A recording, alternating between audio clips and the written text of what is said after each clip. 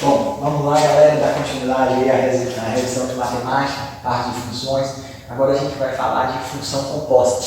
O quadro está meio bagunçado, mas eu vou tentar explicar a ideia. Então, esse aqui é o que a gente vai tratar agora, a função composta. Então, para a gente entender o que é a função composta, eu deixei o seguinte: imagine três funções, f, g e h. Você pode pensar em todas elas que levando de um número real para um número real qualquer, tá bom? Depois a gente vai restringir um pouco o domínio contra o domínio de cada imagem, só para chamar a atenção de alguns fatos que a gente deve observar, tá? Alguns cuidados que a gente deve ter quando a gente fala de função composta, tá? Mas imagine que nossa função f seja 2x menos 1. Quando a gente calcula f de 0, que é simplesmente substituir 0 aqui em x, a gente vai achar um negativo. F de 1, que é substituir 1 aqui, a gente vai achar 1. F de 2, substituir 2 aqui, acha 3. F de 3, que é 2 de 3, 6 menos 1, 5. Tá? Aqui, F de 3 é 5. Tá bom? Agora a gente vai olhar a nossa função g. Eu escrevi g com 5x menos 3. Então, se eu calcular agora g de 1 negativo, eu vou colocar 1 negativo aqui, 5 vezes 1 negativo dá 5 negativo, menos 3, 8 negativo. G de 1, substitui 1 aqui, 5 vezes 1, 5, menos 3, 2. 5, agora G de 3, só substituir 3 aqui, vai dar 12. G de 5, só substituir 5 aqui, ó, 5 vezes 5, 25, menos 3, 22. Está aqui. Se a gente prestar atenção, o meu domínio aqui de G, eu estou calculando exatamente nos pontos de contra-domínio de F, tá bom? Então aqui deu, F de 0 deu um negativo, então eu estou calculando G de um negativo, tá bom? F de 1 deu 1, então eu estou calculando aqui G de 1. F de 2 deu 3, eu estou calculando aqui G de 3, tá bom? Então, eu tenho aqui meu F, meu G, aqui o meu F de 0, 1, 2 e 3, meu G de 1 negativo, 1, 3 e 5. Então, se eu olhar para essa figura aqui, eu tenho o meu conjunto A e o meu F está levando os meus pontos desse domínio em B. B está aqui, 1 negativo, 1, 3 e 5. 1 negativo, 1, 3 e 5. E se eu prestar atenção em G agora, o meu G está levando agora o domínio do meu G, esse conjunto B aqui, ó. Esse é o domínio do meu G. Está levando esses pontos aqui a um conjunto C, que é 8 negativo, 2, 12 e 26. Tá? E 22. Então, se eu pego G de 1 negativo, deu 8 negativo, G de 1 deu 2, G de 3 deu 12 e G de 5 deu 22. Então, F trouxe de A para B e G de X trouxe de B para C. Então, qual o cuidado que eu estou tomando aqui? Que o meu domínio da função G tem que ser equivalente ao contradomínio da minha função F. Esse é o cuidado. Apesar de colocar reais em reais aqui, reais em reais aqui, eu tenho que tomar esse cuidado. Tá? E aí, eu vou calcular agora a função composta de G com relação a F. Essa é a notação, é a função composta de G com relação a F. Ou, é equivalente por definição isso aqui, é G bolinha nozinho, tá? F de X. Eu vou chamar essa função composta de H de X. Quando eu escrevo G de alguma coisa, o que eu tenho? Quando eu escrevi G de um negativo, onde tinha X na minha função G, eu substituía por um negativo. Então, quando eu olho aqui G de F de X, quando eu pego minha função G, onde tem X, eu substituo por F de X. Então, quem era G de X? Era 5x menos 3. Só que agora é G de F de X. Então, é 5 vezes, quem é F de X? 2x menos 1, coloca aqui, menos 3. Isso dá 5 vezes 2, 10x. 5 negativo menos 3, 8. Então, dá 10x menos 8. Esse é meu H de X. O que acontece agora se eu calcular, se eu aplicar o meu H nos mesmos pontos do domínio de F? H de 0, H de 1, H de 2, H de 3. Se eu fizer isso, H de 0 dá 8 negativo. H de 1, 2, H de 2, 12, H de 3, 22. Opa! São exatamente os pontos de C. Então, eu saí de A direto para C. Então, meu H está fazendo exatamente essa ponte aqui, ó. Ele está eliminando Z, o conjunto B, essa parte aqui intermediária, e já jogando esses pontos daqui direto para cá. Então, ele leva o conjunto A ao conjunto C. Então, posso dizer que H leva de A a C, tá bom? Então essa é a ideia de função composta. É uma função dentro de outra função. Se você tiver qualquer função e quiser calcular ela composta com alguma outra função, você vai pegar essa outra função e colocar no local da variável independente da sua primeira função. Só isso. A função resultante é a função composta, tá bom? É simples assim, não tem defeito, não tem dificuldade. O único problema que a gente tem que tomar cuidado são essas relações entre domínio e contra-domínio de cada um. Eles têm que ser equivalentes, porque senão você teria algum problema aí, tá? Só isso. Espero que tenha ficado claro. Essa aqui é a ideia de função composta. Depois vocês façam a conta em casa, para vocês verem que isso aqui funciona, tá bom? Beleza.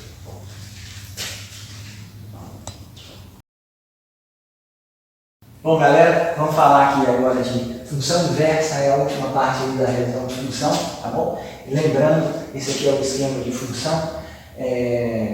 Para a gente ter uma função inversa, para a inversa de uma função existir, a função que eu estou trabalhando tem que ser bijetora, ela tem que ser sobrejetora, todo contra-domínio tem que ser igual à imagem, e ela tem que ser injetora, tem que ser uma função 1 a 1, eu também consigo inverter. Só sendo bijetora que eu consigo inversão. Então, se eu olhar esse diagrama aqui, eu estou mostrando uma função que é injetora. Todo o meu contra-domínio está ligado ao meu domínio e é uma 1 a 1. Não tem dois pontos do domínio ligando a um contra-domínio. Então, eu tenho F ligando os pontos do domínio A no contra-domínio B. Então, a inversa dela, eu vou usar essa notação, F elevado ao expoente negativo 1. Então, se eu tenho F, a minha inversa de F, isso é notação, eu uso esse expoente aqui, tá bom? Para definir como função inversa, vai levar os pontos agora de B em A. Então, você nota que eu só inverti o sinal da seta aqui. Então, vamos à obra e vamos ver como é que isso funciona. Como exemplo, eu vou usar aquela função f de x é igual a ax mais b dividido por cx mais d. Então, eu já sei que meu y, por definição, isso aqui é a notação que a gente usa, é igual a f de x. Então, eu vou usar, por comodidade, y no lugar de f de x só porque a gente, na hora de calcular a função inversa, onde tem x a gente passa para y e onde tem y a gente passa para x. O domínio de uma vira contra o domínio de outro e vice-versa. Então vamos lá. Nesse caso, eu tenho agora y está antes da igualdade, eu tenho o meu novo x aqui, tá bom? É igual ao meu a, então meu novo y mais b dividido por c y mais d. Então vou multiplicar os dois lados dessa equação por cy mais d. Então tenho cy mais d vezes x, isso é igual a y mais b. Eu tenho aqui distributiva, né? cyx mais dx é igual a y mais b. Então eu vou passar os termos de y para a esquerda da igualdade, ou seja, eu vou subtrair esse termo aqui dos dois lados da igualdade e vou subtrair esse termo aqui dos dois lados da igualdade. Vou transferir os termos de x para lá, tá bom? Então, quando eu fizer isso, eu tenho meu y aqui em evidência, eu vou ter cx menos a, e esse termo vai para o outro lado da igualdade, vai ficar igual a menos dx mais d. Então, agora eu vou pegar e dividir os dois lados dessa igualdade por cx menos a. Y é igual a. Vou colocar por comodidade também o sinal negativo ali em evidência. Vai ficar dx menos d, tá bom? E aqui vai ficar, só coloquei negativo aqui em evidência, dividido por cx menos a. Tá? Esse é o meu y. Agora eu tenho y, é uma notação, vou colocar menos 1, que é a função inversa de x, é igual a negativo de dx menos d dividido por cx menos a. Bom, é isso aí. Então vocês notaram que para calcular a função inversa, eu só faço isso. Onde tem x da função, eu passo para o meu y, é minha nova função. Onde tem meu y, eu passo para o x, que é o meu novo domínio, que acabou. E faço o resto é álgebra, tá beleza? Agora só tem uma coisa que a gente deve tomar muito cuidado, com relação a domínios e contradomínios também. Porque a gente tem algumas limitações. Note o seguinte, vou apagar aqui o quadro para deixar nessa parte aqui o cuidado que a gente deve ter. Percebam que nesse exemplo que a gente está fazendo, quais são os valores que x pode assumir? Note que aqui no denominador a gente tem uma dependência de x. Nossa variável independente está aqui no denominador. Então, se eu tiver zero no meu denominador, quando eu tenho zero no meu denominador, isso aqui causa uma indeterminação na minha função. Então, o meu domínio da minha função f de x, ele é reais. X, eu vou escrever aqui. X pertence aos reais. Né?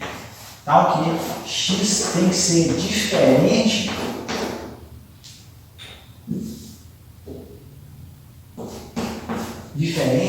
de se x for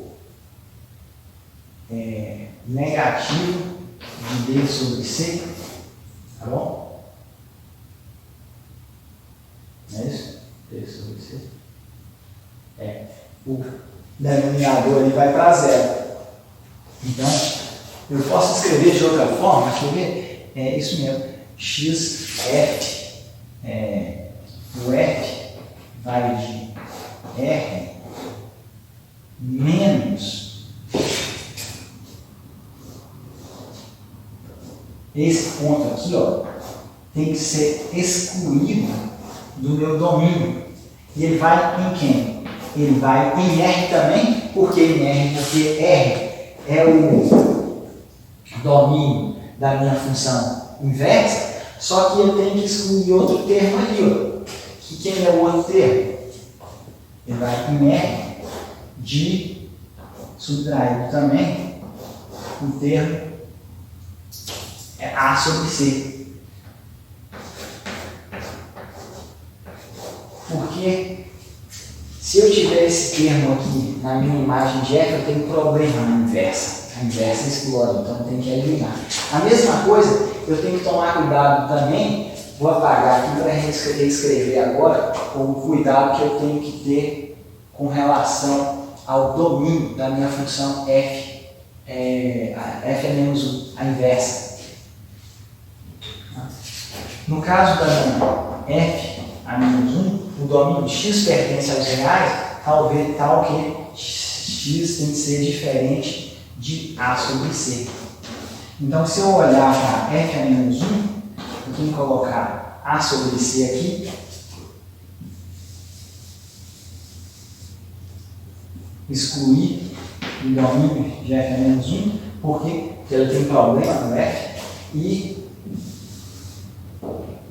D sobre C, esse aqui é o problema do f. Tá bom? Bom, então é isso. Se eu tenho que lembrar que eu tenho que tomar cuidado com essa questão de domínio contra domínio na hora que eu defino função inversa. Porque eu posso causar problemas na função original, quando eu estou olhando o meu domínio, então eu tenho que limitar meu domínio, ou causar problemas na minha função inversa, então eu tenho que limitar meu contra-domínio também. Então eu tenho que fazer isso tanto na função original quanto na inversa. Beleza? Para aqui essa função, essa parte de funções, eu só vou fazer um exemplo daqui a pouquinho para você dar uma parada e finaliza essa parte de função. Tenta dar uma pausa. Bom, vamos lá, galera. Vou fazer um exemplo aqui para fechar essa parte de função inversa. Então, como o que eu vou fazer é 5x menos 1 dividido por 2. Esse é o exemplo que a gente vai fazer. Tá? Então, eu tenho que isso aqui é o meu y. Esse é o meu y. E antes de fazer, eu vou calcular o seguinte ponto. F de 1. Quanto é que é f de 1? É igual a 5 vezes 1, 5. Menos 1, 4, dividido por 2, 2. F de 1 é 2. Então, um dos pares ordenados que eu tenho é esse aqui. 1 e 2. Tá bom? Então, a gente vai ver que quando a gente calcular a função inversa, o par ordenado 2 e 1 tem que existir. Quando eu colocar o F de 1 negativo de 2, eu tenho que dar 1, porque eu estou calculando a inversa. Lembra que na inversa eu pego minha imagem, que é o meu próprio controle de domínio, e volto no meu domínio original. Então, esse par aqui, ó, 2 e 1, vai ter que existir, beleza? A gente vai ver isso. Então, vamos lá. A gente viu que, para eu calcular a inversa, onde tem x eu troco por y, então eu tenho x aqui. Onde tem x eu troco por y, onde eu tenho y eu troco por x. Multiplico aqui por 2 dos dois lados, multiplico cruzado aqui, 2x.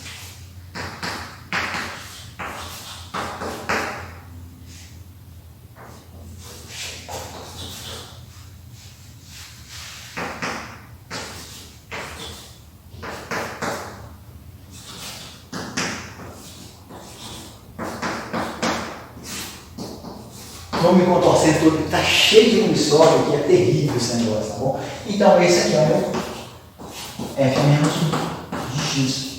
E só para lembrar, então, vamos calcular quanto é que é f a menos 1 de 2.